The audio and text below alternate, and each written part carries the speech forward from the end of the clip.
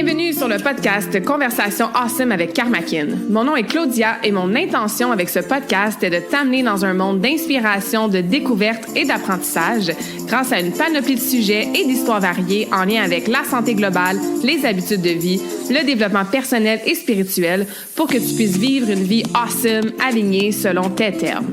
Je t'invite à t'y abonner, à le partager et à laisser 5 étoiles sur ta plateforme préférée. Merci vraiment d'être à l'écoute. You're awesome!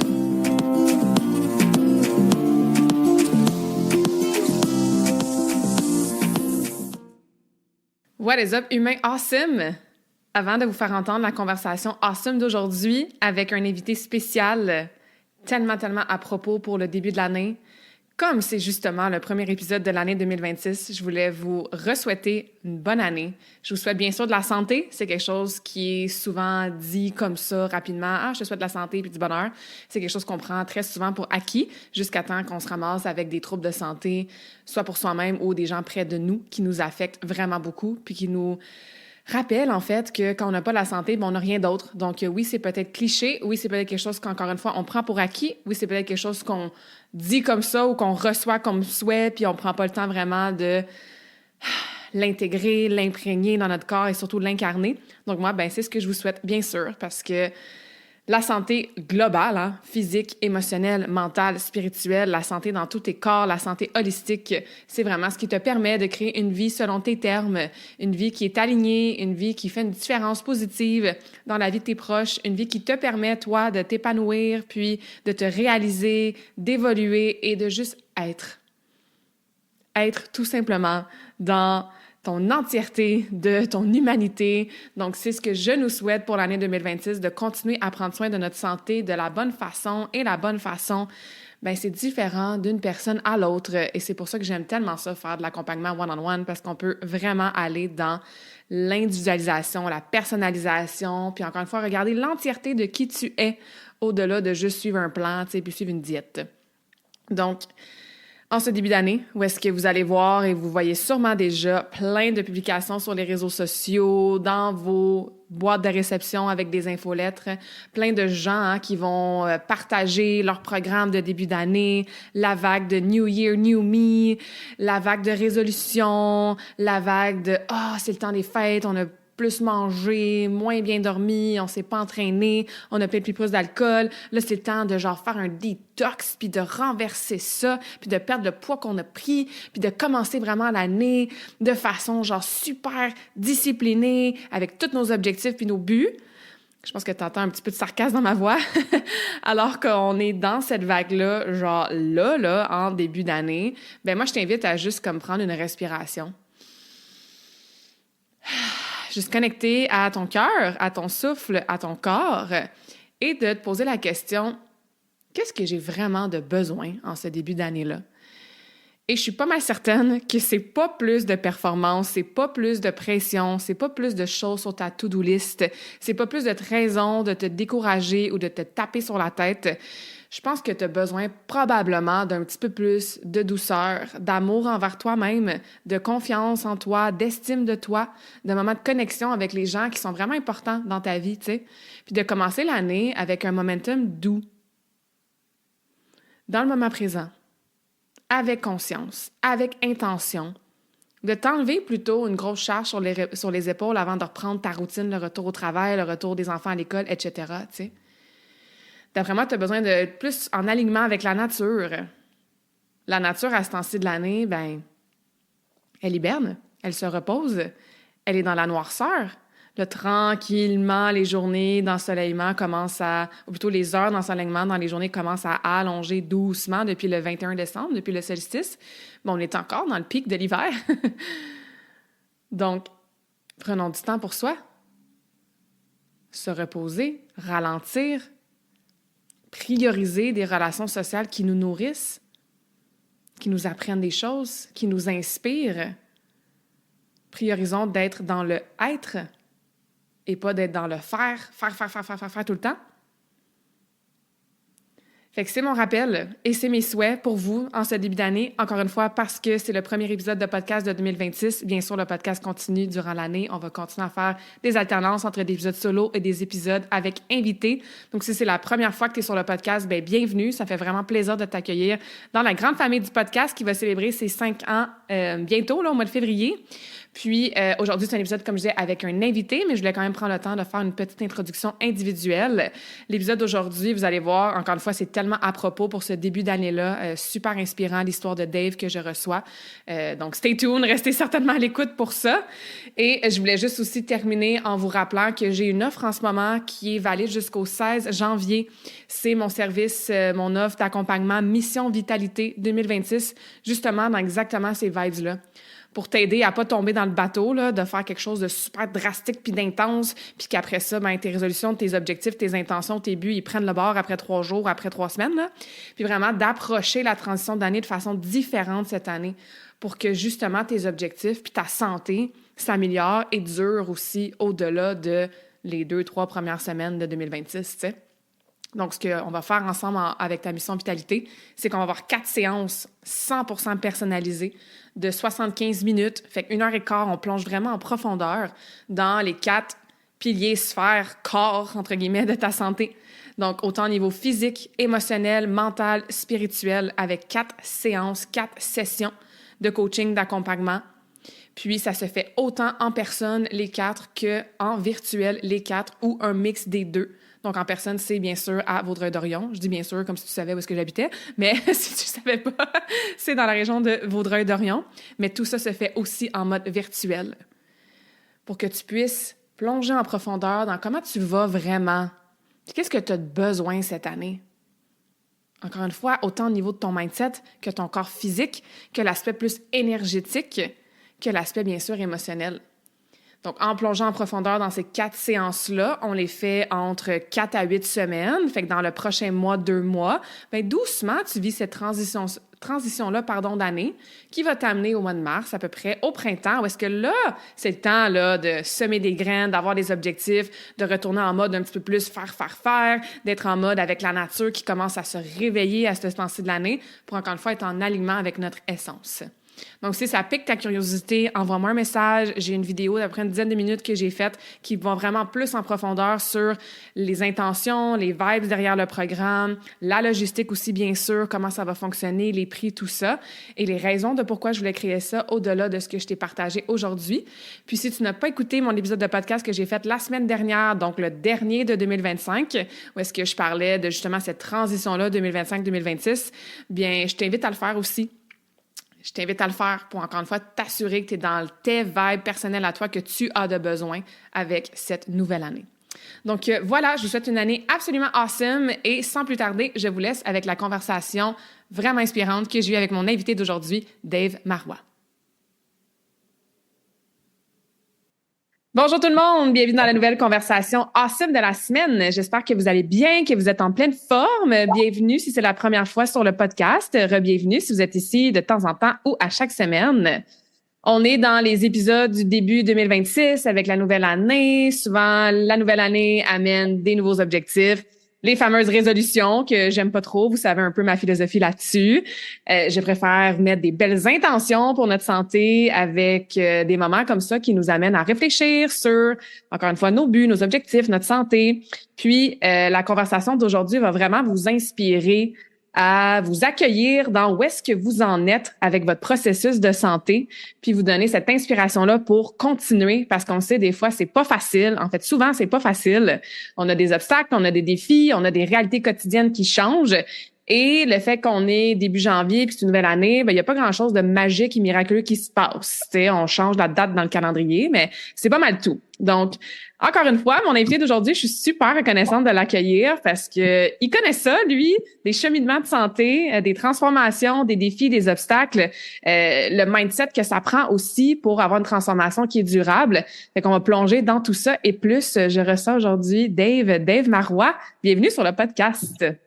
Merci, Claudia. Je suis vraiment content d'être là. C'est vraiment cool ce que tu fais. Puis, on va avoir du fun. Yes. Moi puis Dave, on a fait notre bac en kinésiologie à l'Université de Sherbrooke. Là, on vient de se rendre compte qu'on n'était pas tout à fait dans la même cohorte. Donc, moi, j'étais à la cohorte après toi, mais tu avais des cours quand même que tu as fait avec nous, avec notre cohorte. On jasait aussi que pendant notre université, donc moi, mon bac, c'était de 2009 à 2012. Ouais, puis après ça, j'ai fait ma kinésithérapie. Fait que ça fait déjà plus qu'une dizaine d'années quand même.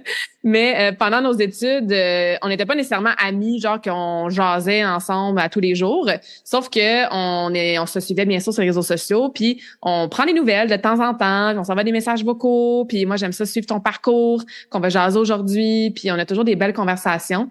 Et dans un de nos derniers catch-up là par messages vocaux, j'ai comme eu un flash, genre hey, faut que tu viennes sur le podcast jaser de toi puis ton parcours. Fait que merci encore une fois d'avoir accepté. Puis je trouve ça cool qu'une dizaine d'années plus tard, oui, on étudie à la même place, mais que on peut quand même continuer c'est ça, se supporter, s'encourager, puis aider soi-même et les gens à prendre soin de leur santé.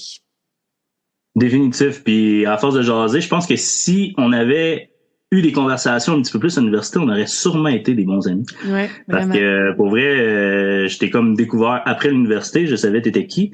On se voyait régulièrement par l'entremise de certains amis, comme on discutait tantôt, mais on n'a jamais vraiment jasé comme en profondeur. Puis je pense que, tu sais, avec ce que tu viens de m'expliquer, puis ce que j'avais entendu aussi dans les autres podcasts, t'étais très concentré sur ta carrière de patineuse et focus sur tes études. Et moi, c'était autre chose à ce moment-là. Peut-être pour ça qu'on n'a jamais vraiment discuté, mais c'est ça. Depuis que on se croise sur les réseaux sociaux, je pense qu'il y a beaucoup de choses que on a en commun personnellement, puis dans notre vision aussi, notre approche de travailler, qu'on trouve chez les deux personnes. Oui, absolument, absolument. Moi, je me souviens que Dave, là, le gars du bac, c'était l'homme fort. C'était l'homme qui tirait des trocs, là, genre littéralement. Peux-tu nous dire comment ça a commencé, cette passion-là, ce dévouement-là envers ce sport-là d'homme fort, puis de faire des compétitions, puis de t'épanouir, j'imagine, puis de te développer là-dedans. Je sais que t'en fais plus là pour l'instant, mais tu sais, ça a sûrement duré pendant plusieurs années. Parce que c'était ça l'image qu'on avait, nous, de Dave, le gars du bac. C'est le gars qui tirait des trocs, puis qui était bien fort. C'était vraiment... Ça a vraiment comme un peu toujours fait partie de mon identité, je te dirais ça. Moi, j'ai toujours fait du sport, malgré le fait que là, on n'a pas encore vraiment abordé la question. J'ai tout le temps été en surpoids, mais j'ai toujours fait beaucoup de sport dans ma vie. J'ai joué au hockey, j'ai commencé à jouer au hockey, je pense que j'avais comme 5-6 ans jusqu'à 12 ans. Puis pendant une couple d'années, 2-3 ans, j'ai joué au football puis au hockey. Puis j'ai justement joué au football jusqu'à l'université. J'étais dans l'équipe du Varéor. J'ai jamais joué un match officiel parce que je me suis blessé un genou. Puis là, ça a mis beaucoup de choses en perspective. Puis à ce moment-là, même si j'étais à l'université, ça faisait déjà une couple d'années que j'entraînais des athlètes parce que j'ai un bac en kinésiologie comme toi, mais je me spécialise en développement athlétique. Fait que je fais ça depuis plus de 30 ans peut-être, travailler avec sportifs, athlètes de tous les sports possibles. À ce moment-là, j'entraînais Christian Savoie, qui était 2 fois champion canadien, qui venait de Windsor, juste à côté de Sherbrooke. Puis je l'ai entraîné pendant 2 ans. Puis là, j'ai commencé, pendant que je l'entraînais, à un moment donné, je me suis entraîné avec, puis il me dit « Tu devrais penser faire des compétitions d'hommes forts. » Là, ce que j'ai pas dit avant, c'est que pendant le cégep, j'avais gagné 2 compétitions. J'ai fini 2e, puis j'ai gagné la première année. C'est l'homme le plus fort des cégeps, que ça s'appelait. Il y avait pas beaucoup de participants, mais j'avais participé déjà 2 fois à des compétitions, mais jamais pour dire que j'en fais un sport. Là. J'avais fait ça pour le fun, vraiment, parce que j'avais comme... je levais des bonnes charges quand je m'entraînais au gym, puis au football, puis tout ça, j'étais quand même assez reconnu pour ça. Fait que c'est pour ça que les gars m'avaient parlé de ça, puis j'avais été l'essayer. Puis en essayant avec Christian, il m'a dit « Je pense que tu serais capable de faire la Coupe du Québec. » Puis à ce moment-là, la Coupe du Québec, là, c'est différent aujourd'hui, mais c'était comme l'équivalent d'un... C'était pas nécessairement les meilleurs au pays, mais c'était les meilleurs de la province. Okay. Là, sur le coup, je le croyais pas. Puis j'ai continué à m'entraîner avec, je me suis entraîné avec d'autres gars, puis plus ça avançait, plus je voyais que tu sais, j'étais quand même dans le game. Puis à un moment donné, j'étais à Saint-Félicien avec un autre gars que j'entraînais qui était Mike Saunders. Puis dans ce temps-là, c'était Hugo Girard qui s'occupait de nous autres, qui était comme un peu le président de la fédération de la Coupe du Québec. Là. Puis il m'avait dit, moi je m'en allais pas là faire la compétition, il m'a dit il nous manque un gars, ça te tente de participer. Puis là, moi je m'étais couché à 2h du matin, j'avais passé la nuit à étudier, j'étais comme vraiment pas en mode là, je vais faire une compétition dans le fort. Puis là, j'ai dit Hugo, j'ai même pas mon stock, j'ai rien. Il dit c'est correct, tu participes. Bon. Il a écrit mon nom, il l'a mis dans le chapeau pour le tirage, puis il a fait comme c'est correct, on va te passer du stock. Mais là, t'es avec tous les gars, il y a Hugo qui te demande de le faire, tu sais, t'es comme OK, je vais le faire là, mais tu sais, attendez-vous pas à grand chose. Puis ça s'est avéré que j'avais fini comme dans la moyenne, dans le milieu de peloton. Là.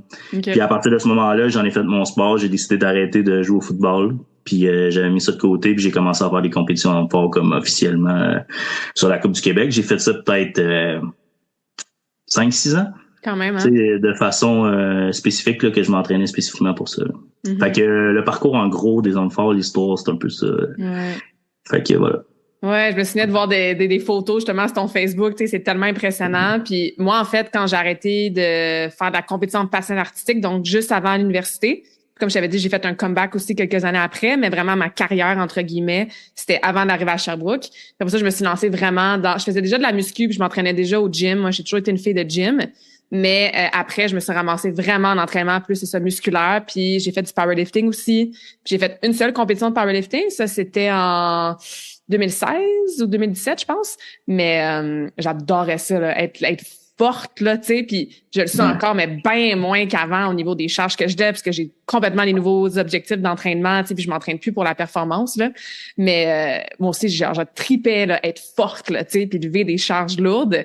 Qu'est-ce que tu dirais que est la plus grande leçon que ce monde-là, d'être fort puis de faire des compétitions, t'a apporté dans ce sport-là spécifique? La plus grande leçon? Oh, c'est une bonne question, ça. La plus grande leçon... OK. Ben, en fait, c'est pas nécessairement une leçon positive que j'en ai tirée. J'ai réalisé à un moment donné, justement après avoir fait des compétitions d'hommes forts, parce que j'ai continué après peut-être 3-4 ans. Ouais, à peu près 3-4 ans après l'université. Fait que là, on s'était perdu de vue à ce moment-là. Mm-hmm. Puis j'avais mon gym, puis là, j'ai eu un petit gars. Puis j'ai arrêté de faire des compétitions d'hommes forts. Puis je pense que c'est la situation de beaucoup d'athlètes. Peut-être que tu as vécu ça aussi à un moment donné, mais on dirait qu'il y a une perte d'identité qui s'installe. Puis il faut que tu trouves d'autres choses. Puis il faut que tu tasses le côté performance de ta vie pour construire d'autres choses. Puis les choses s'installent un peu de cette façon-là. Puis tout ce que j'avais construit depuis toujours, puis là, c'est une période de ma vie où il y a eu comme un gros clash, là. On en reparlera plus tard, là, mais tout ce que j'avais construit tournait autour de cette identité-là de performance, de force, d'ego. Puis c'était moi, j'étais reconnu pour ça, tu sais. Puis malgré le fait que c'était comme un peu le costume que je portais, j'ai jamais vraiment exprimé ma vraie voix, ce qu'il y avait en dessous, pour toujours un peu justifier ce costume-là. Je sais pas si tu me suis, je sais pas si j'explique bien ce que je veux dire. Ah ouais, tellement. Fait à ce moment-là, ce qui est arrivé, le gym qu'on avait à ce moment-là, il s'appelait Avengers Factory. Tu vois le genre, juste le nom. Je m'en souviens, même du logo, puis des... Ouais. Puis pour vrai, on a construit, tu sais, je dis ça très humblement, là, mais en pas gros de temps, on a construit quelque chose de vraiment hot, là, comme gym, là. Ouais. Puis on était reconnus quand même un peu partout, là, je te dirais, au Québec, pour tu sais, les athlètes qui s'en allaient dans les compétitions de CrossFit, on avait des strongmen, tu sais, puis on a vraiment un brand performance. Puis quand j'ai arrêté de faire les hommes forts, puis que je suis tombé un peu en mode je me cherche, c'est quoi mes valeurs, faut que je mette un peu la performance en fait, j'ai réalisé que j'étais tout le temps dans la performance, il fallait que je mette ça de côté. J'ai réalisé que je m'en allais comme pas dans la bonne direction avec le gym. Puis à partir de ce moment-là, on saute beaucoup d'étapes, là, mais grosso modo, le gym a commencé à dropper vraiment parce que c'était plus zéro aligné avec qui j'étais puis avec ce que je voulais.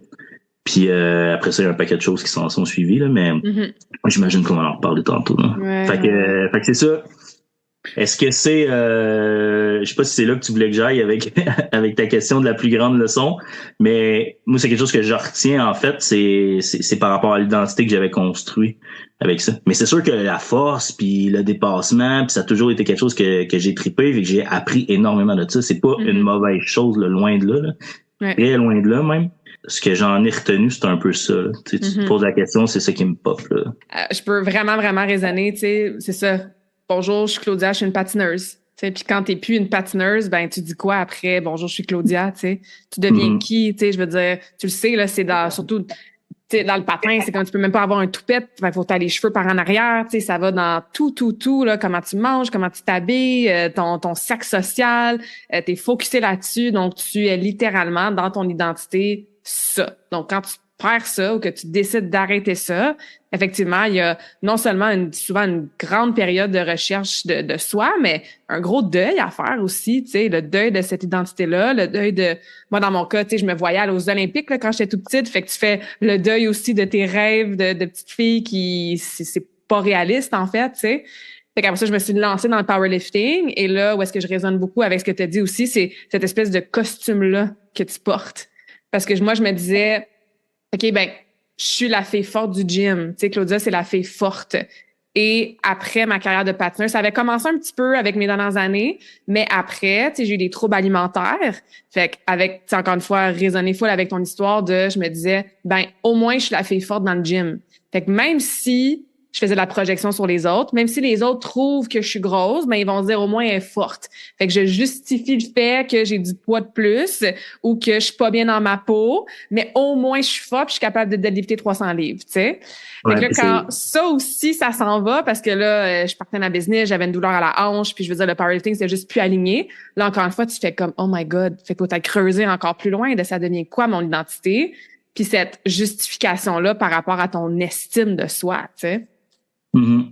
Puis tu sais, tu dis, t'avais des problèmes alimentaires. J'ai eu, pas diagnostiqué, mais je sais que j'ai eu des problèmes d'hyperphagie aussi. Puis à un moment donné, ce que je faisais comme sport, dans ma conversation interne, là, si on veut, là, justifiait le fait que je mange 2 fois plus de calories. Parce que j'associais le fait à manger beaucoup. C'était comme... tout le monde fait ça, là. Tu demandes à un homme fort qu'est-ce qu'il mange, il peut pas te répondre autrement qu'il mange 6-7 000 calories, même si c'est pas tout le temps vrai, là.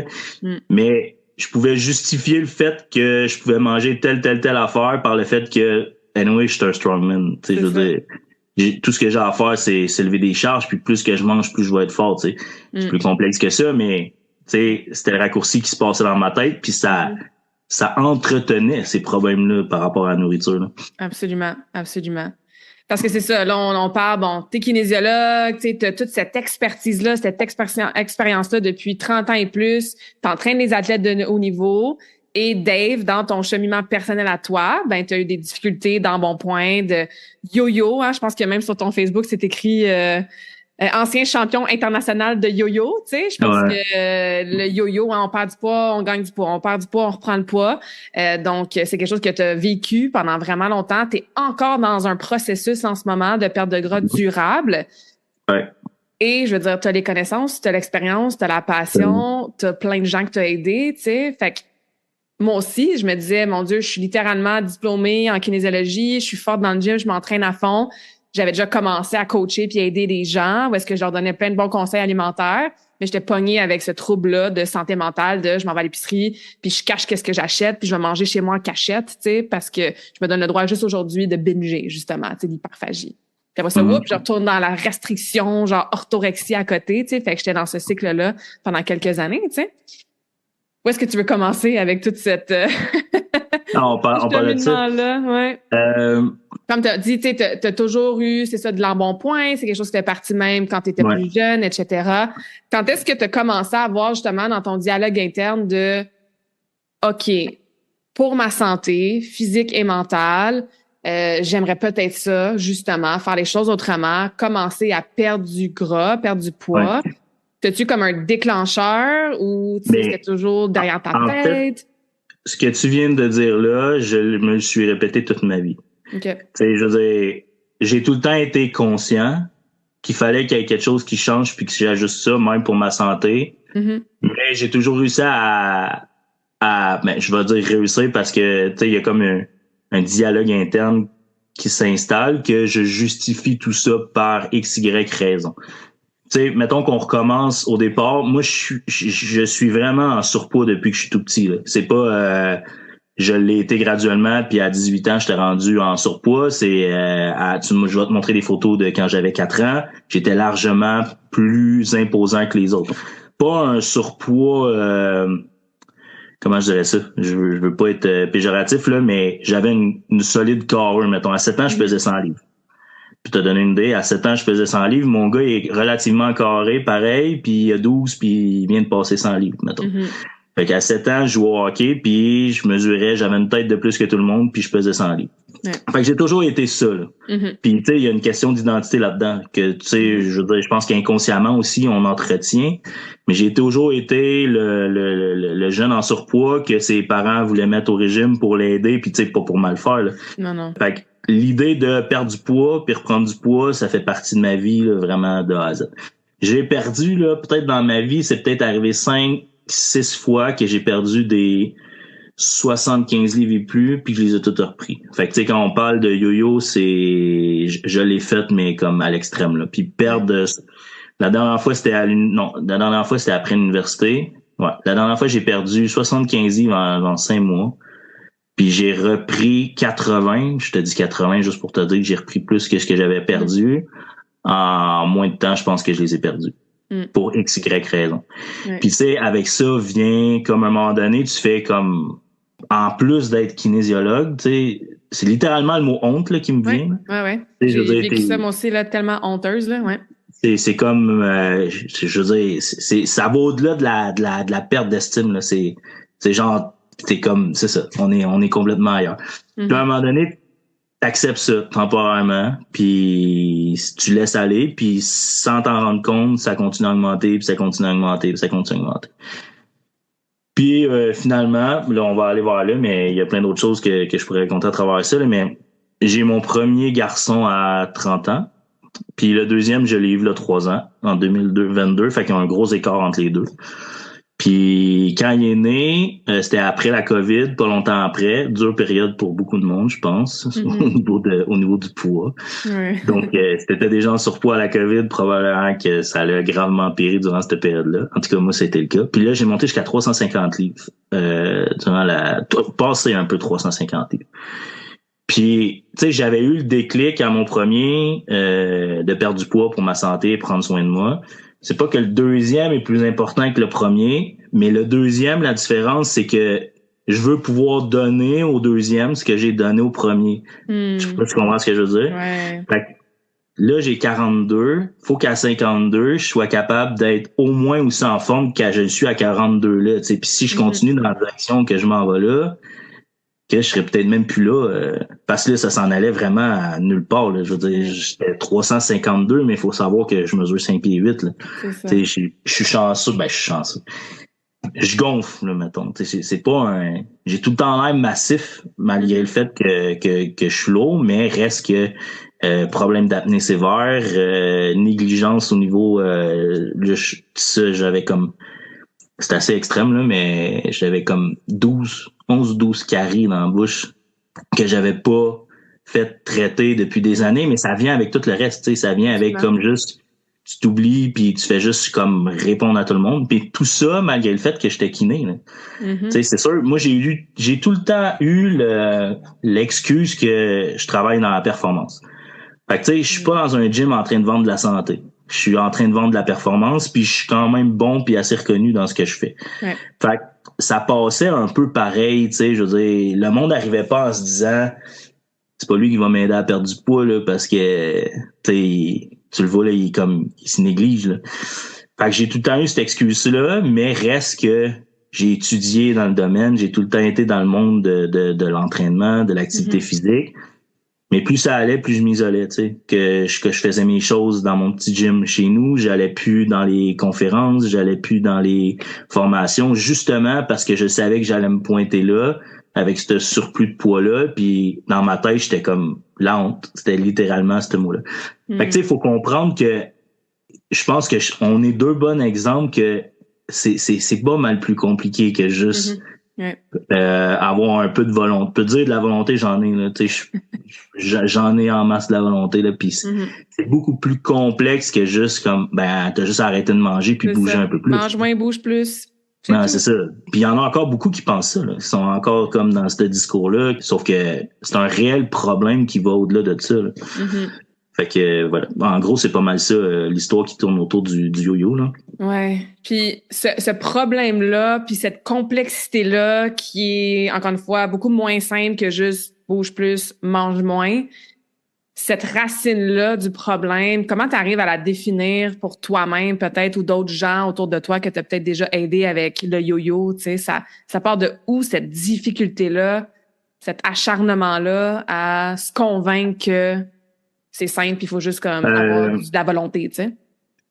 Ben, moi, honnêtement, tu sais, le mot qui me vient en tête puis qui revient tout le temps, qui est comme au sommet de la pyramide, je dirais, c'est le mot identité.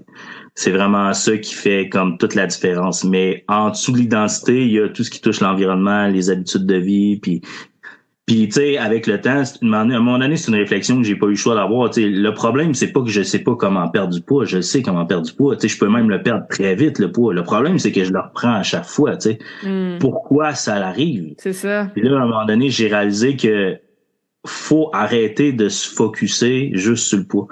Tu sais, ce que je vois de la majorité des gens, puis souvent, je pense que si la majorité du monde reprenne le poids, c'est un peu comme tu veux perdre du poids, c'est un peu comme si tu voulais te rendre au sommet d'une montagne. Fait que là, ce que tu vas mettre en place, c'est tout ce qu'il faut que tu mettes en place pour te rendre au sommet de la montagne.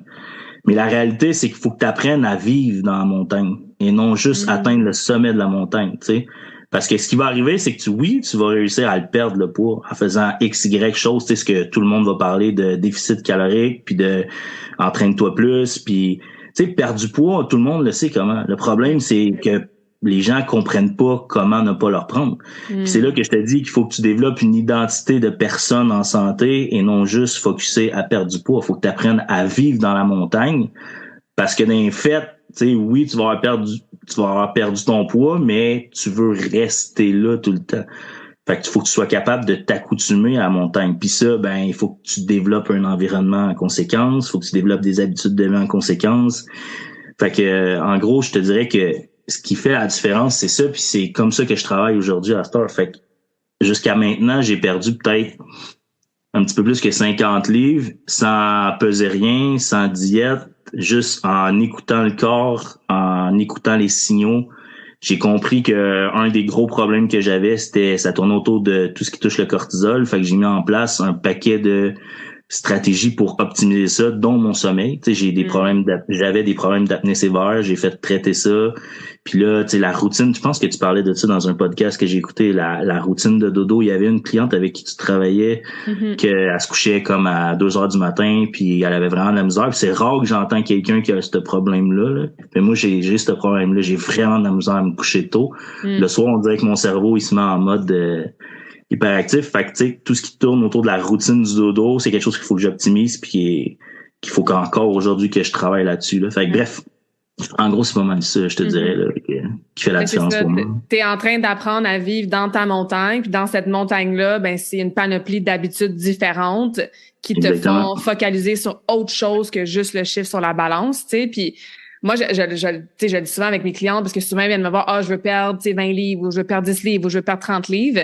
Puis en fait, on va creuser sur la raison en dessous de ça. Puis la perte de gras avec le chiffre sur la balance qui finit par descendre, ben c'est une conséquence positive des changements d'habitude et d'identité qu'on fait, tu sais. Donc c'est un changement de mindset qu'il faut avoir puis qui est encore difficile à faire en société parce que il y a encore beaucoup d'attention sur le chiffre sur la balance puis la perte de gras, ben, même la perte de poids. Moi, je fais la différence entre perte de poids et perte de gras, tu sais. Donc ouais, de voir ça vraiment. J'adore l'image là, du sommet puis de la montagne. Je pense que ça va vraiment résonner avec plusieurs personnes, tu sais.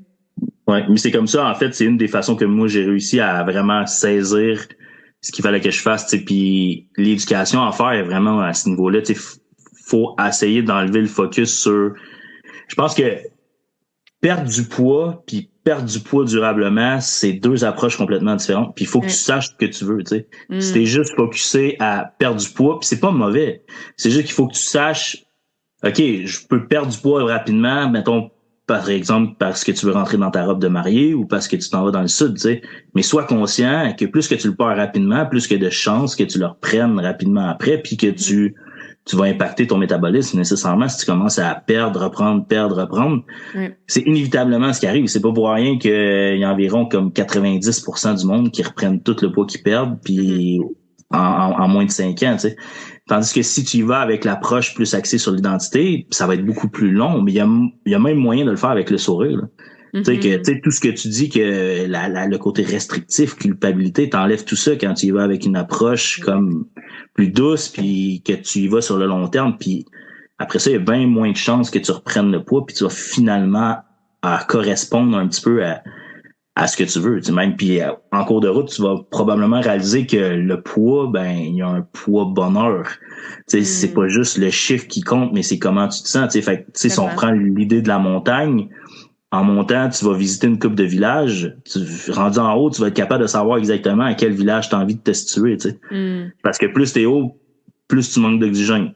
Ouais. Fait qu'il faut que tu descendes. Puis là, à un moment donné, tu vas voir, OK, ici, je suis bien, je peux vivre là. Peut-être que dans 1 an, tu vas pouvoir remonter d'un village, mais tu vas trouver ta zone de confort où ça va être l'idéal pour toi. Là. Exact. Puis que tu peux le maintenir aussi, justement, sur le moyen long terme, tu sais. Exactement. Tu sais, souvent, je demande justement à des gens qui ont des objectifs de perte de poids. Je suis comme, OK, mettons, aujourd'hui, là, genre, je claque des doigts et je t'enlève le 30 livres que tu veux perdre, sauf que tu restes exactement la même personne, dans le même état de stress, avec les mêmes habitudes de vie que tu as en ce moment, puis il n'y a rien d'autre qui change, sauf que je t'ai enlevé, genre, le 30 livres que tu veux perdre. Est-ce que tu accepterais? Puis tout le monde me dit non. Parce que les gens, ils cherchent justement à se sentir mieux, à le faire avec le sourire, à quand même continuer d'apprécier, tu sais, des choses qu'ils aiment manger de temps en temps, puis à avoir un mindset qui est plus positif, à avoir une confiance en eux qui est plus élevée aussi, tu sais. Donc, ça aussi, c'est une question à se poser. OK, on est fixé sur le chiffre, sur la balance, on veut perdre tant de livres. Si on l'enlevait aujourd'hui, mais qu'il y a rien d'autre qui change, est-ce que vous seriez satisfait? Puis souvent, la réponse est non, tu sais. Exact. Ouais. La dernière fois que j'ai perdu, tu dis ça puis ça me fait comme penser à ça. Là.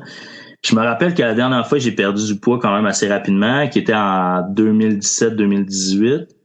Je me rappelle que quand j'ai atteint le chiffre, j'étais comme il se passe rien là de spécial. Tu comprends? C'était comme puis là d'entretenir ça, c'était juste comme plate. T'sais. J'avais l'impression de me priver tout le temps. Fait que je l'avais fait juste trop vite. J'avais pas appris à être cette personne-là qui vit puis qui développe cette identité-là. Fait que tu sais, on s'imagine que quand on va atteindre le poids, il va y avoir des feux d'artifice puis la vie va être belle, mais puis souvent t'arrives au bout, tu fais comme puis souvent le poids il se remet à monter parce que t'es juste pas bien à cet endroit-là. C'est sûr que je te disais, tu vas apprendre à où tu veux vivre dans la montagne, mais si tu l'as monté super rapidement puis t'as pas arrêté dans aucun village, tu vas juste redescendre en bas dans ton village où ce que t'étais, qui était dans le bas de la montagne, tu sais, fait que bref. Ouais. C'est ça. Ah ouais, absolument. Puis, tu sais, moi, j'ai eu à faire un gros travail de, psychothérapie, développement personnel, travail sur moi, parce que, comme tu as mentionné tantôt, je le savais quoi faire. Je savais quoi manger. Mon problème, c'était pas que je manquais de connaissances en nutrition. C'était pas pour ça que j'avais des troubles alimentaires. Tu sais, ça venait d'ailleurs, en fait, et pas de, justement, l'éducation puis les connaissances. Est-ce que tu as travaillé avec différents professionnels dans ton cheminement, au-delà de faire les programmes d'entraînement puis aller avec les méthodes qu'on connaît bien, mais justement peut-être plus en coaching, en mindset, en psychologie, en développement personnel, en hypnose, puis comment ça t'a aidé si c'est le cas? J'ai pas été voir comme de professionnel, tu sais, comme dit professionnel pour ce genre de trouble-là. Je suis quelqu'un qui est très autodidacte, puis je suis honnêtement quelqu'un qui a de la misère à demander de l'aide, là. C'est quelque chose sur quoi je travaille. Puis j'ai l'impression que ça enlève de la valeur. Hey, je suis honnête avec toi, là. J'ai l'impression que ça enlève de la valeur au travail que je fais s'il y a quelqu'un qui m'aide à le faire. Puis ça, c'est tout inconscient ce que je te dis, là. Tu sais, je suis pas comme en train de dire que c'est une bonne affaire. Au contraire, c'est une de tes croyances, ouais. Ben, c'est une croyance, c'est quelque chose qui me limite, tu sais, c'est quelque chose qui me bloque. Puis, tu sais, récemment, là, tu sais, c'est quelque chose que j'ai pris conscience puis que j'essaye d'aller au-delà puis d'aller demander de l'aide. Mais à travers ça, j'ai trouvé des gens, il y a des choses qui ont dit, qui ont beaucoup résonné. Sincèrement, une des personnes qui m'a aidé le plus, puis c'est pas quelqu'un qui le sait là, parce que tu sais, j'ai déjà communiqué avec cette personne-là, mais jamais pour dire que la personne me coachait, c'est François Lemay. Je sais pas si tu sais c'est qui François Lemay. Bon, je suis beaucoup ce qu'il fait, tout ce qu'il dit, il y a beaucoup de choses qui résonnent dans ce qu'il dit. Il y en a qui aiment, il y en a qui aiment pas. personnellement, j'adore le personnage, puis tu sais, sa façon de voir les choses. Dans la période que je parlais tantôt, qui était comme quand le gym a commencé à changer, là, puis en fait, ça a pas été nécessairement une bonne affaire d'un point de vue professionnel, parce que là, justement, c'est comme si je me suis retrouvé, fait qu'un peu tout autour s'est effondré. Tu comprends ce que je veux dire? Ouais. Puis il y avait beaucoup de choses qui étaient en lien par rapport aux enseignements de François Lemay, surtout par rapport aux valeurs. Je me rappelle à ce moment-là. Il y a un gros travail que j'ai fait à ce niveau-là, tu sais. Puis je pense que c'est probablement ça qui a fait que je me suis rendu jusqu'à 350. J'ai été très longtemps comme juste inconscient. Tu sais, je t'écoute parler dans tes podcasts. Ça se sent qu'il y a un gros travail qui a été fait, puis une conscience de soi comme énorme par rapport à où est-ce que t'en es, puis c'est quelque chose sur quoi je travaille présentement, mais j'ai été en mode un peu robot toute ma vie, tu sais, à juste répondre aux exigences que je suis supposé de répondre en oubliant ce qui se passe en dedans, puis en étant ce que je suis supposé être. Fait que à partir de ce moment-là, j'ai commencé à faire plus d'introspective. Puis ça, c'est malgré le fait, c'est drôle parce que j'ai tout le temps lu des livres de développement personnel. J'ai juste jamais pris conscience de ça, tu sais, à quel point j'étais pas conscient de ce qui se passe en dedans, que je m'oubliais, puis ça a le fait que ça m'a amené dans une situation X que j'ai décrite tantôt. Ouais. Fait que niveau professionnel, là, je te dirais que François, sincèrement, il a eu un impact quand même assez énorme. T'sais, après ça, il y en a d'autres, là, des gens que je suis un peu qui ont eu un bel impact aussi, mais pour être bien honnête, c'est une des personnes qui a eu le plus d'impact au niveau de mon cheminement, de mon processus. Ouais. Il y a beaucoup de gens qu'on vit justement de façon inconsciente parce que, on nous apprend pas ça là, à l'école, puis quand on est jeune, à connecter avec, premièrement, notre corps, puis à faire l'introspection, puis à prendre tout ce qui est justement inconscient, puis à l'amener au conscient. Surtout que, tu sais, on le sait, là, je veux dire, le subconscient se forme beaucoup de 0 à 7 ans, donc... quand t'es tout petit, tu le sais pas là que c'est ça qui se passe, tu sais, puis c'est ce programme-là que si on n'en prend pas conscience puis qu'on le met pas à jour, un peu comme on met à jour un programme sur l'ordinateur, ben c'est ça qui run le show tout le temps en fait, à l'âge adulte aussi, tu sais. Donc première étape, c'est d'en prendre conscience, puis après ça, bien sûr, oui, de faire le travail. Et si justement on sait pas trop comment faire le travail ou c'est très overwhelmant pour faire un bon franglais, ben c'est là que justement d'avoir des gens qu'on suit, de faire appel à différents professionnels, ben ça peut nous aider parce que c'est pas un chemin qui est facile, point, puis à faire seul encore moins aussi, tu sais. Ouais, ben honnêtement, tu sais, je dis que j'ai pas été voir de gens, mais c'est vraiment pas quelque chose que je recommande. Ouais. Je t'ai répondu ça pour moi parce que je suis transparent, là. Tu sais, c'est quelque chose que j'ai de la difficulté. Je pense que c'est peut-être, je sais pas si c'est peut-être un classique chez les hommes, un petit peu plus que les femmes. Puis surtout que, comme je disais tantôt, j'ai construit beaucoup ma vie autour d'une espèce d'ego, de force, de pilier que je dois m'habituer à déconstruire. Puis ça fait quand même un bout là, que je travaille là-dessus. Puis tu sais, là, j'en suis vraiment, je pense, rendu à un autre niveau par rapport à avant. C'est quelque chose que j'ai pris conscience il y a plusieurs années, mais que ça se fait vraiment pas en claquant des doigts.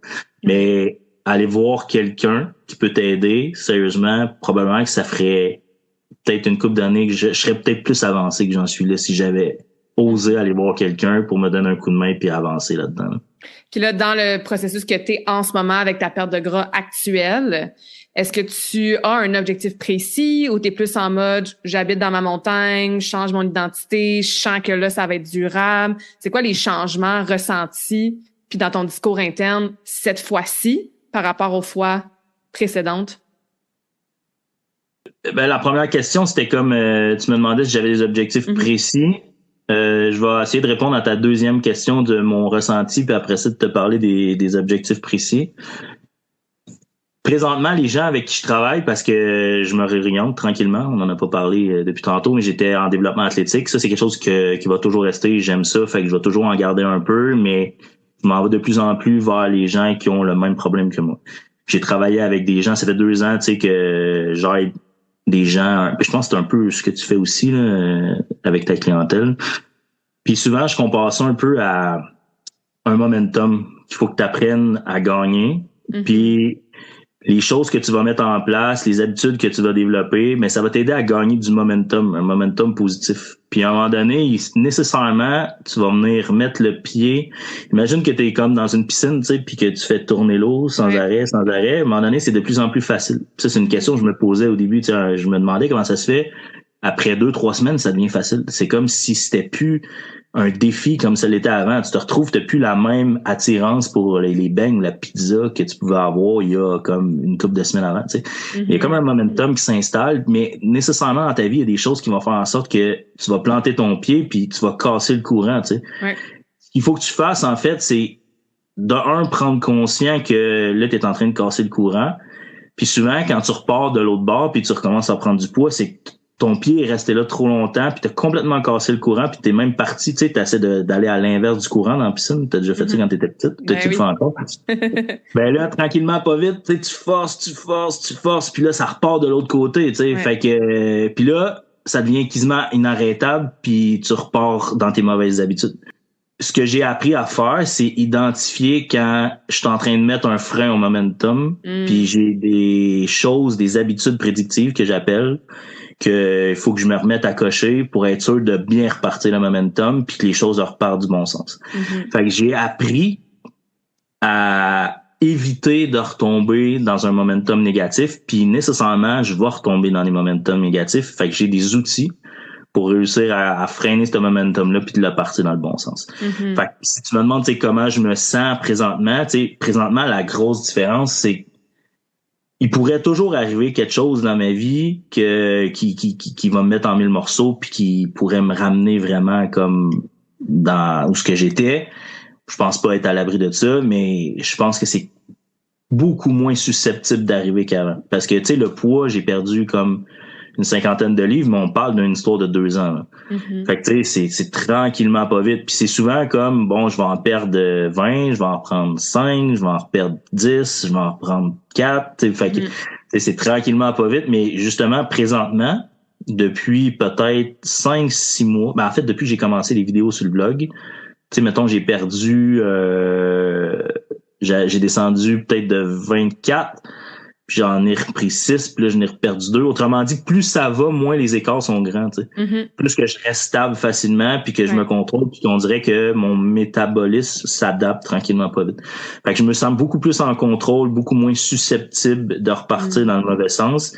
Puis il y a une identité, évidemment, là, énorme. Là, c'est vraiment en train de changer par rapport à mon mindset, puis par rapport à tout ça. Fait que tout le travail que je fais tourne autour des habitudes prédictives, moduler mon environnement pour vraiment comme que ça corresponde à l'identité que j'ai envie d'aller chercher. Fait que le target, c'est plus une identité à star qu'un poids. C'est une personne que je visualise que j'ai envie d'aller chercher. Cela dit, là, c'est depuis 2 ans. Mais là, tu vas faire comme moi, OK, c'est vraiment contradictoire avec ce que tu es en train de dire, et tu auras totalement raison de le penser, mais tu sais, je parlais au début que la performance, c'est quelque chose qui est important pour moi, tu sais, puis en analysant mes valeurs, j'ai réalisé que ce qui est vraiment important, c'est le dépassement. J'ai besoin, tu sais, de sortir de ma zone de confort pour me sentir vivant, tu sais, puis si je le fais pas, je me sens pas bien. Fait que quand j'arrive dans le gym, faut que je fasse attention parce que j'ai tout le temps tendance à vouloir aller au bout de ce que je peux prendre, tu sais, aller chercher la charge la plus lourde. Mettons que j'ai 8 reps à faire, je vais me rendre à la charge la plus lourde que je peux prendre pour faire mon re-rep. Tu sais, j'ai de la misère à concevoir, je vais travailler sous maximal. Fait que ça fait partie de moi, tu sais. Fait que présentement, je trouve que c'est quelque chose que j'ai envie d'intégrer justement à l'identité que j'allais chercher, c'est de relever des défis, tu sais, de sortir de ma zone de confort. Je l'ai fait souvent dans ma vie, puis faut que tu trouves un équilibre un peu dans tout ça. Que moi je te dirais ça. Tu sais, j'essaie d'être beaucoup plus doux, plus à l'écoute de mon corps parce que je l'ai jamais été. Mais en même temps, si je tombe trop là-dedans, j'ai l'impression qu'il me manque quelque chose parce qu'il manque un peu de défi, tu sais, de piquant un peu. Là. Fait que je me suis lancé un défi. Je sais pas si tu l'as vu sur Instagram, j'en ai parlé un peu. Ouais, j'ai vu passer. Je vais participer je me suis inscrit d'ailleurs hier ou avant-hier officiellement à une compétition de transformation qui a lieu dans 1 an. Puis ça, en fait, une compétition de transformation, pour faire, parce que les gens doivent pas nécessairement savoir ce que c'est. Ça ressemble un petit peu à un show de bodybuilding. D'ailleurs, c'est dans le cadre d'un show de bodybuilding. Donc, le bodybuilding, pour ceux qui savent pas, c'est ceux qui sont en petit maillot, qui montent leur shape sur le stage. Moi, je suis quelqu'un de très pudique dans la vie. Puis ça m'a passé par l'esprit à un moment donné de dire, OK, qu'est-ce que je peux faire comme défi présentement? Puis tu sais, l'histoire du marathon, Ironman, quoi que ce soit, présentement, ça fit pas nécessairement parce que, tu sais, mettons, aussitôt que je me mets à courir, j'ai mal au niveau d'une des côtes. Puis X, Y raison, c'est pas ça que je filais. Fait que je me suis dit, qu'est-ce que je pourrais faire? Qu'est-ce que je ferais pas, tu sais, à part sauter en bungee, parce que ça n'a rien à voir avec avec l'identité, mais et je me suis dit, OK, ouais, ça, j'aurais vraiment de la misère. Pour de vrai, là, me présenter sur un stage en short puis montrer ma shape, genre, c'est quelque chose pour moi, là, que juste d'y penser, ça me stresse, là. Ouais. Fait que je me suis dit, c'est là, faut que j'aille, tu sais. Fait que je me suis inscrit dans cette compétition-là, puis la compétition de transformation, la différence, c'est que tu as une vidéo, tu présentes pendant 90 secondes ton processus. Fait que tu parles de toi, puis il faut que tu répondes à leurs questions, puis il y a 50% de ta note est sur ta vidéo. Wow. Fait que faut que ça soit inspirant puis que tu montres quelque chose. Puis après ça, tu as un 30 secondes que tu t'en vas sur le stage pour montrer comme le résultat aujourd'hui, où est-ce que tu en es. Mais là, on est comme en mode, tu sais, faut que tu aies une belle silhouette quand même. Mais c'est vraiment pas la grosse partie de la note, c'est comme 30%. Excuse-moi, puis tu as un 20% pour le charisme, mettons, quand tu es sur le stage. Fait que 50% de ta note pour la vidéo, 50% pour le stage. Puis après ça, il y a un classement. Mais honnêtement, je m'en fous un peu du classement, là. Tu sais, l'année passée, le gars qui a gagné, c'est un gars qui pesait 500 livres. Wow. Puis il était rendu comme à 200 queues. Fait que c'est sûr qu'il est arrivé avec beaucoup de surplus de peau. Tu sais, c'était pas super esthétique, mais tu sais, t'écoutes l'histoire, t'as les larmes aux yeux, là. Pour vrai, tu sais, il parle de son enfant, puis tout. Puis le show, c'est malade, là. T'as comme 20 gars, puis 20 filles, à peu près, 25, qui te racontent toute leur histoire, puis tu sais, pour vrai, ça leur rend quelque chose d'inspirant puis de wow, là, comme show, là.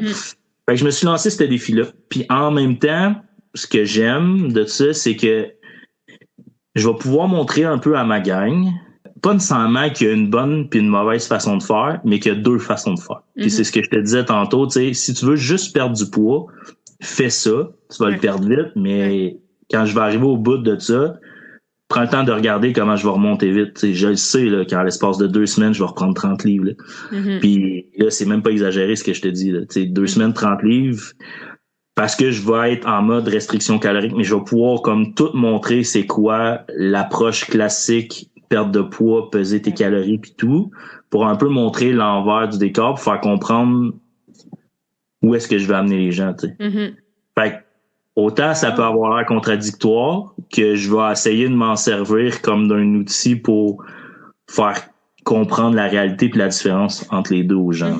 Fait que ça, c'est l'objectif là, pour cette année. Là. Ouais, mais je trouve ça très cool. Tu sais, j'entends comme performance saine. T'sais, parce que oui, tu as un objectif précis, puis tu vas faire des trucs que peut-être tu ferais pas ou dans ce délai-là si tu n'avais pas ce deadline-là. Par contre, ça fait déjà 2 ans que tu es dans une perte de poids qui est beaucoup plus lente, progressive, douce. Donc, tu pars pas, tu es plus équipé, en fait. Ça, c'est un mot que j'aime beaucoup, là, tu sais, de devenir équipé pour faire face à X, là. X étant, peu importe, la vie, un stress, perte de poids, tu sais. Fait que t'es dans un mindset puis une identité déjà différente en t'inscrivant à ça que peut-être dans le passé, tu sais. Ça va être cool de suivre ça. C'est fait avec beaucoup plus de conscience de soi que ça l'était avant. C'est pas juste comme une recherche de performance puis une recherche d'identité. Il y a un lien avec comme mon ego. En fait, tu sais, je m'associerai jamais à un bodybuilder. Au final, je le sais. Tu sais, je sais qu'après l'avoir fait, je vais revenir. Fait que c'est pas nécessairement dans la performance, c'est plus dans le dépassement. C'est comme quelqu'un qui a perdu du poids puis qui éventuellement veut faire un Ironman. Tu sais, tout le monde va trouver ça incroyable, mais jamais tu vas prescrire l'entraînement du Ironman à une personne normale. Ça n'a rien à voir avec sa santé. Exact. Fait que c'est ça, c'est un peu le même principe. Là. Très cool. Ouais, très cool. Puis, c'est ça, comme je te disais, notre épisode va sortir vraiment en janvier, là, début de la nouvelle année. On arrive à la fin de notre conversation. Quel conseil t'aimerais donner, Dave, à quelqu'un qui écoute ça puis que justement, là, elle se dit, OK, nouvelle année, new year, new me, mes résolutions, je veux perdre du poids cette année. Puis peut-être qu'elle est à veille de se relancer dans justement les mêmes stratégies qu'elle a faites dans le passé puis que ça n'a jamais marché sur le long terme, tu sais. Quelqu'un qui est dans cet état d'esprit-là en ce moment, qu'est-ce que tu as envie de leur dire comme conseil? Je pense que toutes les stratégies doivent tourner autour du fait qu'on ne veut pas reprendre le poids après. Et non juste la perte de poids. Il faut que la perte de poids devienne un peu une conséquence, comme tu as dit tantôt, de ce que tu vas mettre en place. Puis je pense que, je ne vais pas dire la première étape, mais du moins une des premières étapes, c'est d'optimiser ton environnement pour te faciliter la vie. Tu sais, il faut que tu élimines le plus possible la friction de ton processus, puis que tu sois capable de le rendre le plus agréable et simple possible pour être capable de le maintenir à long terme. Puis pour ça, faut que tu prennes le temps d'observer où est-ce que tu as envie d'aller, puis d'observer ton environnement. Tu sais, je te donne un exemple simple, c'est mettons que tu t'inscris au gym, puis ton gym, ben t'as 30 minutes de route pour y aller, ben c'est un problème. Mm-hmm. Si tu arrives à ton gym, puis pour toi, une des choses qui est importante, c'est le cardio, mais que les machines à cardio sont face à un mur brun, ben c'est un problème, tu sais. Mm-hmm. Faut que tu rentres dans le gym puis que tu sentes la vibe. Faut que tu sentes les gens, faut que tu sentes, tu sais, comme l'environnement du gym. Est-ce que l'accueil est bon? Faut que tu regardes tous ces petits détails-là. Puis là, je te parle de gym parce que c'est un classique que le monde s'abonne au gym, mais il y a bien plus que ça. Là, l'environnement, tu sais, ça peut être au niveau social de ta maison, au niveau fonctionnel, etc. Tu sais. Mais c'est juste un exemple à donner. Tu sais, comme élimine le plus possible de friction par rapport à ton processus, puis essaie de regarder dans ton environnement qu'est-ce que tu pourrais optimiser. Puis généralement, si tu changes ton environnement, déjà ton processus est beaucoup plus facile, puis le côté identitaire s'installe tranquillement de cette façon-là. Ouais. Fait que c'est ça. Je te dirais que si j'avais un conseil à donner, là, c'est vraiment d'essayer justement de focusser sur l'environnement au départ pour faciliter le processus. Parce que c'est souvent les gens ils savent qu'est-ce qu'ils ont à faire. Mm-hmm. Le problème, c'est qu'il y a trop de friction dans leur processus pour pouvoir perdurer dans le temps. Puis c'est pour ça que les gens finalement abandonnent. Fait que c'est ça. Puis si tu pouvais te donner un conseil à toi personnel pour l'année 2026, au-delà de ton beau défi de transformation, y a-t-il autre chose que tu veux te souhaiter pour 2026? Au-delà du défi de transformation? Mm-hmm. On en a parlé, on a fait le tour, là, mais un souhait, un conseil, une intention pour toi personnelle? Ouais, je vais te dire être plus doux avec moi. Être plus compréhensif avec moi. Un peu comme je suis avec mes garçons, mettons. Ouais. Ce que je fais aucunement avec moi très souvent, puis c'est quelque chose qui est difficile pour moi. Tu sais, d'ailleurs, je pense qu'on en a pas parlé, mais c'est la prise 2 pour le podcast. Puis c'était une des grosses raisons, honnêtement. Tu sais, c'est le discours interne que j'avais à ce moment-là par rapport à ce qui se passait était vraiment violent, mettons. Puis ça n'avait pas lieu d'être. Fait qu'il faut que je fasse attention à ça, tu sais. Fait que je dirais que c'est ça. Ouais, d'être plus puis c'est pas juste par rapport à le processus de perte de poids là, c'est par rapport à tout là. Puis souvent j'ai tendance à être un peu dur quand c'est pas aligné comme je veux que ça soit aligné, fait que puis ça fait plus de mal que d'autres choses. Fait que c'est ça, je dirais que c'est ça là. Si je peux me souhaiter une chose, ça serait ça. Ouais. Puis toi Claudia, je t'ai pas posé aucune question. Je sais que c'est ton podcast, mais c'est quoi tu te souhaites pour la prochaine année? Faut que tu partes ton podcast, Dave, puis que tu me reçoives comme invité. C'est ça qu'il faut qu'il se passe. Un jour, il va en avoir un. Ça fait partie des projets. Oui, c'est ça. Qu'est-ce que je me souhaite pour 2026? Je me souhaite... Le mot qui est venu en tête, c'est genre de continuer. Juste de continuer justement mon momentum dans lequel je suis, autant au niveau personnel que professionnel, de continuer à m'observer, puis à fine-tuner, corriger les petites affaires que je vois quand justement je me sens en désalignement.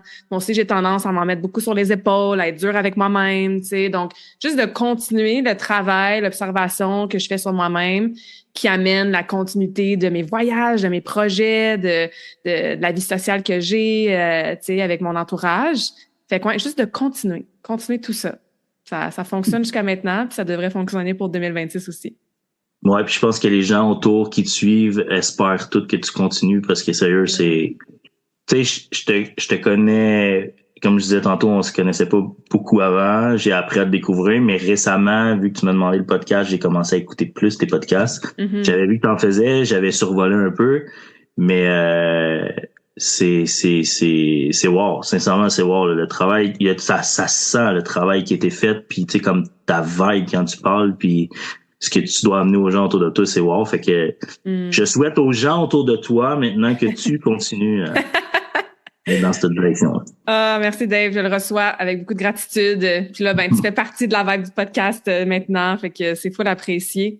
Il me reste une question à te poser que tu connais, vu que tu écoutes des podcasts maintenant, que je pose à tous mes invités. Avant de te la poser, où est-ce que les gens peuvent suivre ta transformation, justement? Tu fais beaucoup de vlogs, des vidéos, tu partages avec une belle vulnérabilité, une belle franchise, justement ton processus actuel. On veut te suivre aussi cette année avec ta transformation qui s'en vient au niveau de ce concours-là, là. Donc, parle-nous un petit peu de tes pages réseaux sociaux, puis je vais mettre ça dans la description du podcast pour que les gens...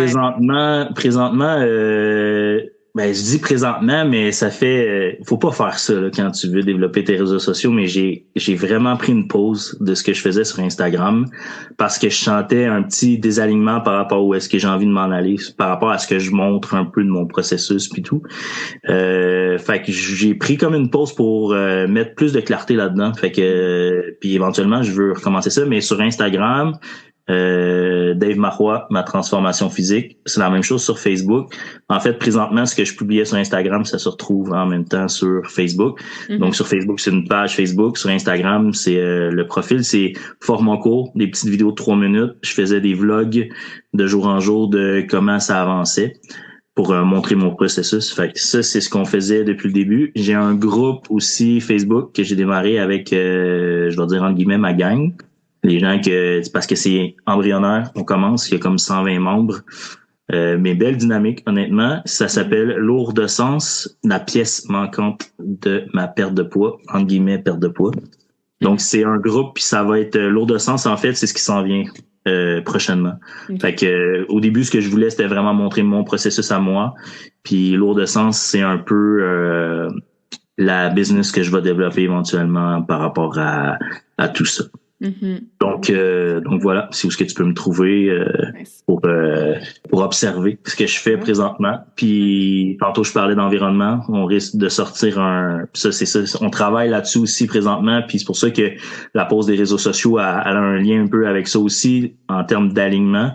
Puis on travaille vraiment à développer un premier produit, un petit produit pour aider les gens à optimiser leur environnement. Pour les aider dans le futur par rapport à leur cheminement, justement, qui va probablement sortir fin janvier, début février, qu'on va parler sur les réseaux sociaux, puis une communauté aussi. La communauté Lourd de sens que je te parlais tantôt, mais une communauté où il va y avoir comme un programme pour aider les gens avec leurs objectifs. Plein de beaux projets, toi aussi. Ouais, exactement. On a des beaux projets. Mais moi, je suis vraiment dans le centre du processus, en plein milieu, là, en mode plus, genre, on construit les fondations. Là. Ouais. Fait que, ça serait le fun de refaire le podcast dans 3 ans, mettons. Voir le cheminement, tout ça, autant pro que perso, là, c'est sûr, absolument. On va tout suivre ça avec attention, c'est sûr. Donc, oui, ma dernière question pour conclure le podcast, est-ce que tu as une citation préférée que tu voudrais nous partager, Dave? J'ai fait mes devoirs, Claudia. Il est prête. Je l'ai noté sur une feuille parce que c'est long un peu, puis souvent quand je la dis, il faut que je réfléchisse parce que justement elle est longue. Fait que je vais la lire. C'est un classique de Marc Aurèle qui est « Que la force me soit donnée de supporter ce qui ne peut être changé et le courage de changer ce qui peut l'être, mais aussi la sagesse de distinguer entre les deux. » Et je trouve que tout est là, en fait. Ouais. Tout est là. J'adore cette citation-là. Je pense que c'est les Alcooliques Anonymes qui l'utilisent. OK, je sais pas. Ouais, je pense que c'est... parce que la première fois que je l'ai lu, je me rappelle, c'était chez ma grand-maman qui était alcoolique. OK. Qui avait un petit cadre, puis qui était dans le passage sur le petit cadre, puis je l'avais lu, puis à ce moment-là, mais je me rappelle, je la lisais souvent sans nécessairement accrocher à ce qui était écrit dessus, parce que j'étais plus jeune. Ouais. Mais avec le temps, j'ai comme compris la puissance de cette citation, et je dirais que si j'en avais une seule à choisir, parce qu'il y en a plein que j'aime, ce serait... Ouais. Good. Merci, Dave. Merci pour la belle conversation. Vraiment inspirant. Avec grand plaisir. Très content d'avoir pu avoir cette conversation avec toi, Claudia. Merci.